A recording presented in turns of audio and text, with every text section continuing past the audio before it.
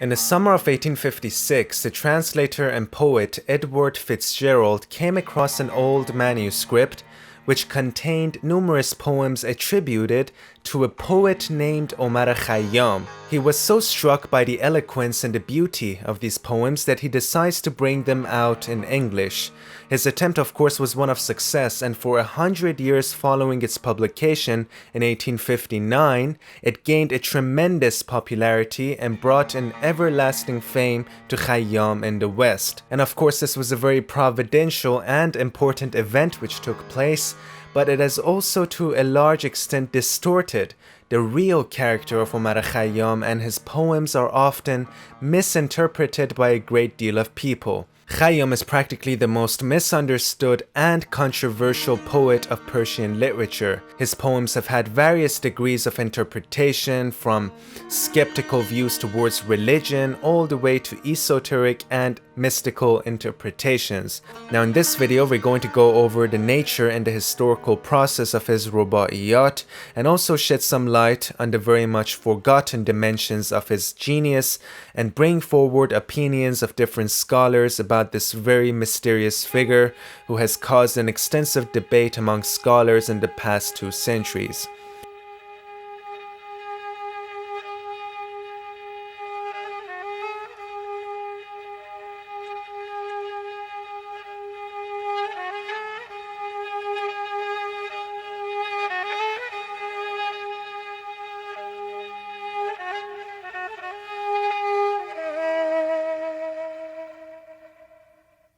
Now his full name was Abul Fath Omar ibn Ibrahim Khayyami. He was born in Nayshabur in the eastern city of Iran sometime around 1048. He was very soon recognized to be a very talented student, and thus began studying under the guidance of several very important masters at that time. He began studying the Quranic and religious sciences, Arabic and Persian grammar and literature, and afterwards he studies the various branches of mathematics, traditional cosmology, and the major work of Ptolemy called Al-Majest, and afterwards he switches to philosophy and becomes acquainted with the writings of Ibn Sina. He considers Ibn Sina to be his master, and this assertion has caused many scholars to think that he had actually studied with Ibn Sina, which is quite impossible, for Khayyam would have to have been born much earlier in order to have met Ibn Sina in person. However, it is quite plausible that he had studied with Bahman Yar, who is Ibn Sina's most famous student during his stay in Isfahan. Now apparently Khayyam had a very remarkable power of concentration and memory. There is a very interesting story of him which says that one day, when he was on his way to Isfahan, he comes across a book in which he was keenly interested in. The owners of the book do not allow him to make a copy of it, so he reads the book carefully, and when he returns to Nayshabur, dictates it to one of his students, and later on, when a dictated version was compared to the original, it showed a perfect match. Khayyam's personality has been described to be very monastic. He lived a very simple life and preferred solitude. Now, evidence shows that Khayyam had been a very religious individual. He was called by the titles like Hujjatul Haq, which means evidence of truth. Now, unlike the Epicurean and nihilistic portrait of him depicted in the West nowadays, he was called by such honorific titles like Imam and Allameh. Both of these titles are given to people whose knowledge and understanding exceeds others and have an in-depth and intuitive knowledge in regards to the universe. As we said before, Khayyam was a major mathematician, astronomer, and a philosopher who left a body of work which is incredibly unique. Now, before we get into Khayyam's body of work, it is important to note that he was not a prolific writer. He did not produce that many works, but what he wrote was highly original, concise, technical, and of great significance. Now, unfortunately, the legendary fame of his Ruba'iyyat has to a large extent overshadowed his philosophical work, and not much attention has been paid to his other major achievements. Now, he was a philosopher in the line of Ibn Sina, but unlike his master, his philosophical writings did not attract the attention that they deserved. Now, toward the end of this video, we would mention both his philosophical and mathematical writings, but for now, let us return to his mostly read work known as the Ruba'iyyat.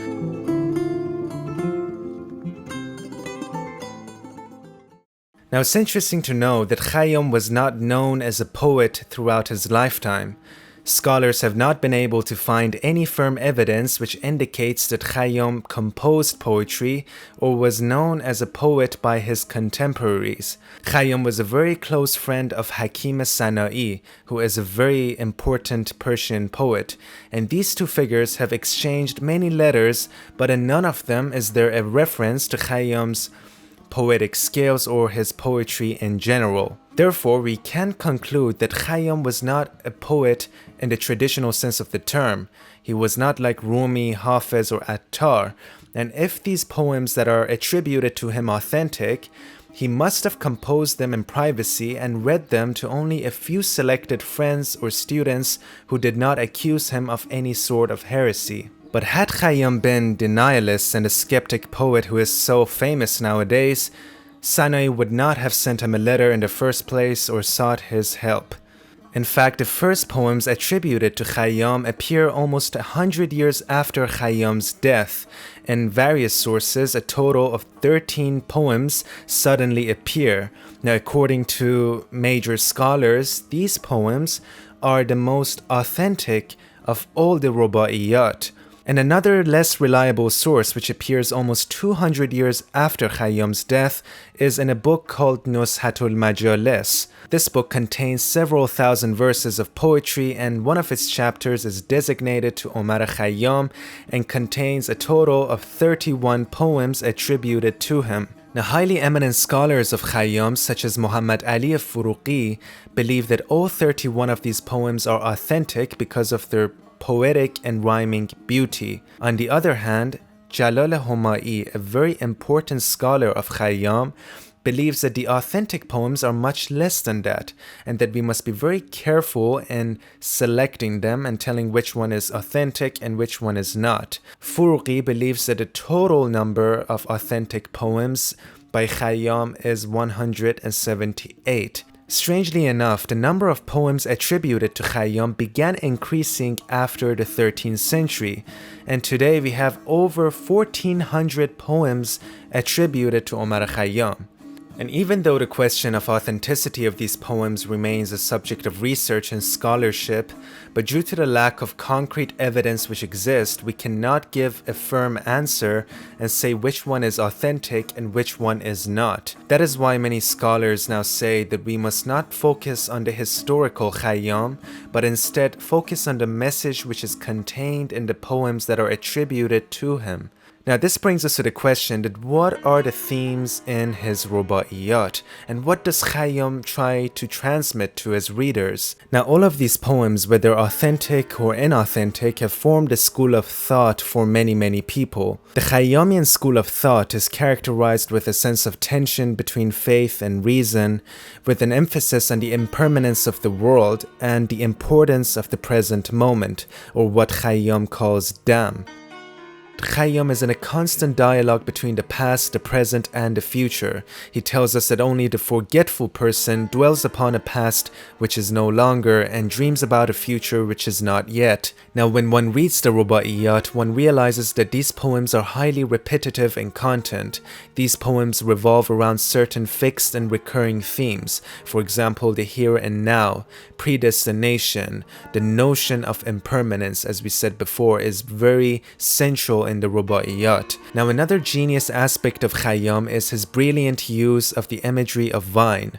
Now, the symbolic image of wine can be interpreted in many different ways, and unfortunately the majority of people think that Khayyam is talking about wine in its literal sense, and thereby advocating and encouraging people to drink wine and become intoxicated, whereas this lies at the antipode of Khayyam's reputation as a religious authority and also his personality. Now, when Khayyam talks about wine, or when he encourages his listeners to drink wine, he is in a sense telling them to attain wisdom and thereby becoming indifferent toward the trials and tribulations of life and fixating oneself in the present moment and knowing the value of this very precious gift called life. Now, there is a very rich tradition behind the imagery of wine in both Arabic and Persian literature. For example, in Arabic poetry, we have Ibn al-Farid's Al-Khamriya, which is the wine ode and is a masterpiece of eloquence and beauty in Arabic poetry, all the way to Hafiz, who is basically known as the wine poet in Persia. Now, there is much debate among scholars about whether or not Khayyam adhered to Sufism or his poems have any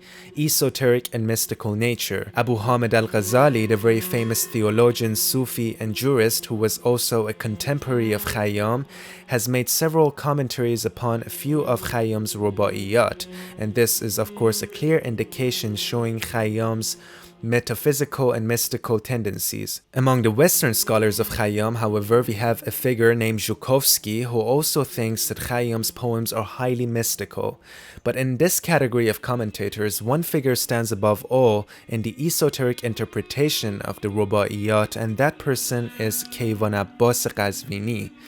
Now, Qazvini's esoteric commentaries upon the Ruba'iyyat is by far the most outstanding of the interpretations. Qazvini has even claimed that he had met Khayyam's spirit in a dream vision, and Khayyam had apparently confirmed Qazvini's interpretation and pointed out the dubious poems and indicated which one of these Ruba'iyyat is authentic. And also Seyyed Hossein Nasr, who is a prominent scholar, also believes that Khayyam was a Gnostic rather than a hedonist as he is pictured in the West today. Now, the only place in which Khayyam explicitly talks about Sufism is in his book On the Knowledge of the Universal Principles of Existence. In that book, Khayyam categorizes the seekers of knowledge into 4 groups and says that the highest station is for the Sufis who attain knowledge by inner purification. His statement is as the following: the Sufis do not seek knowledge by meditation or discursive thinking, but by purgation of their inner being and purifying of their inner dispositions. They cleanse the rational soul of impurities of nature and bodily form until it becomes pure substance. This is the best of all ways because none of the perfections of God are kept away from it. And in regards to this passage, Seyyed Hossein Nasr says that this assertion by Khayyam cannot but confirm his adherence to Sufism and make more plausible the esoteric interpretation of his Ruba'iyyat. Therefore, to conclude, it is plausible to say that Khayyam was in fact a Sufi and might have been initiated into the Malamatiya order, which was a movement which began in Khurasan and in the city of Nayshabur at that time when Khayyam lived. Another central theme which is highly repeated all throughout the Ruba'iyyat is the imagery of the jug, or in Persian kuze. Now, the jug in Khayyam's poem symbolizes corruption and the brittleness of the land upon which humans live, and the potter, or the person who creates the jug, is the God, or the creator of the universe. Now, this picture is constantly depicted all throughout the Ruba'iyyat, that the potter creates the jug and the jug goes through a process of decay and eventually vanishes from the scene of existence. As a mathematician and a scientist, Khayyam delved deeply into the intricacies and complexities of the universe, and the deeper he went, the more bewildered he became. Now, this sense of bewilderment is beautifully explained in William Chittick's book, The Sufi Path of Knowledge. He says, "To find God is to fall into bewilderment, not the bewilderment of being lost and unable to find one's way, but the bewilderment of finding and knowing God and not finding and not knowing Him at the same time." Now, what makes the Ruba'iyyat so appealing? Now, this is a very important question because it is not really the message contained in the Ruba'iyyat is what makes them so beautiful and unique, but the way the poet expresses simple realities through highly eloquent poems is what makes them so attractive. For instance, we are all so familiar with the impermanence of life and the inevitability of death and the importance of the present moment, but the way that these simple realities are expressed through these highly eloquent poems is, in a sense, jaw-dropping and outstanding. Now, Khayyam has become a hero for certain philosophers who have become agnostics and skeptics and console themselves with the superficial interpretation of the Ruba'iyyat. Even in Khayyam's home country Iran, due to the rise of modernism, many Persians use Khayyam's poems as a source of rebellion against revelation and religion. For example, the famous modern writer of Iran, Sadiq Hidayat, who was an anti-religious activist, did much to introduce the skeptical and pessimistic views of Khayyam to modernized Persians. But in order to judge Khayyam's philosophy, we should not solely depend on his Ruba'iyyat, but we should also read his other works, which are by no doubt written by Khayyam. When one reads Khayyam's philosophical writings, one realizes an extreme contradiction with his Ruba'iyyat. It is as if though these two works were not composed by the same author. Now this brings us to another perspective held by a number of prominent scholars such as Mohammad Taghi Jafari, who in his book An Analysis on Character of Omar Khayyam raises the argument that it might be possible that another person who had the same name as Khayyam composed the Ruba'iyyat. Another recent eminent scholar such as Mohit Tabatabai also accepts this assertion, and in his book Khayyam Ya Khayyami provides extensive evidence in this regard, and he argues that it's impossible for the Khayyam who was a philosopher to compose the Ruba'iyyat. Now, Khayyam is regarded to be the most learned philosopher of his time. He was well grounded in Greek philosophy and was an avid follower of Ibn Sina, as we said before. By studying Khayyam's philosophical works, we open a new door to Khayyam's personality. Now, in this particular video, it is quite impossible to go over all of his philosophical and mathematical writings,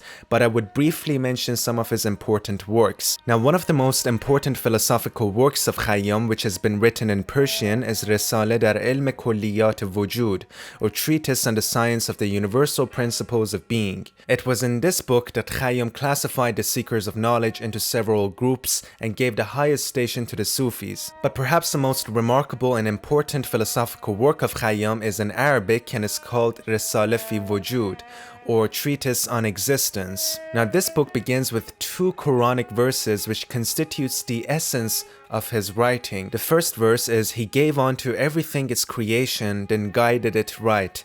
And secondly, He counteth the number of all things." The first refers to the principal reality that everything issues from God, and the second one is about the mathematical rigor and harmony which permeates the entire universe. Another philosophical work of Khayyam is called On the Necessity of Contradiction in the World, Determinism and Subsistence. Now, one question which Khayyam elaborates on extensively in this particular treatise is the presence of evil, or what they call theodicy. Apparently, a scholar named Abu Qazi Nasr asks Khayyam the following question: "It is therefore necessary that a necessary being be the cause of the emergence of evil and contradiction and corruption in the world.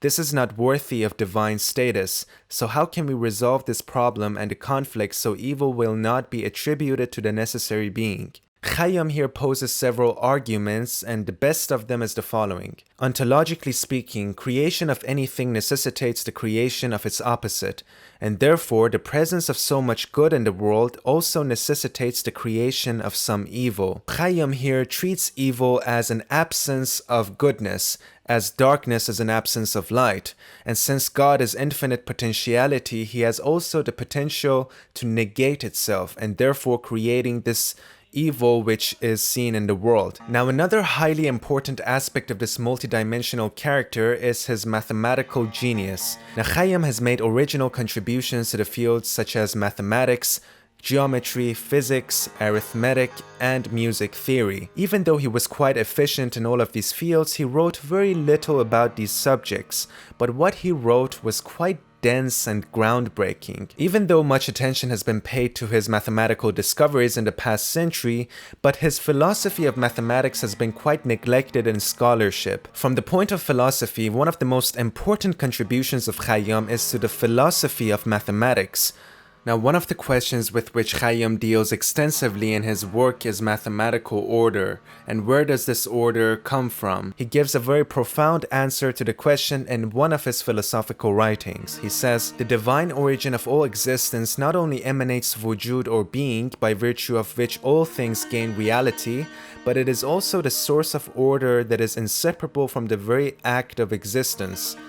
To speak of wujud is also to speak of order. Now it's quite interesting to know that at that time when Khayyam lived, when a person wanted to learn philosophy, he or she had to do certain trainings in mathematics and especially geometry. That is why above the door of the first university of the world established by Plato was inscribed, "Let no one ignorant of geometry enter here." And in one of his treatises about the importance of mathematics, Khayyam writes the following: "This part of wisdom which we call mathematics is the easiest of all parts, and one of the benefits of mathematics is that it trains the mind and for the soul cultivates the habit of not accepting things which are not supported with logic and demonstration. That is why the champions of Islamic philosophy such as Ibn Sina, Nasiruddin Tusi, and of course figures like Al-Ghazali were very efficient and intimately familiar with mathematics and especially geometry."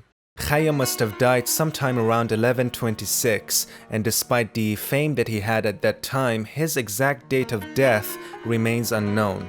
But his son-in-law has written about the last day of Omar Khayyam in great detail. He says, "He was studying the Shifa of Ibn Sina while he was using a golden toothpick until he reached a section on the unity and multiplicity.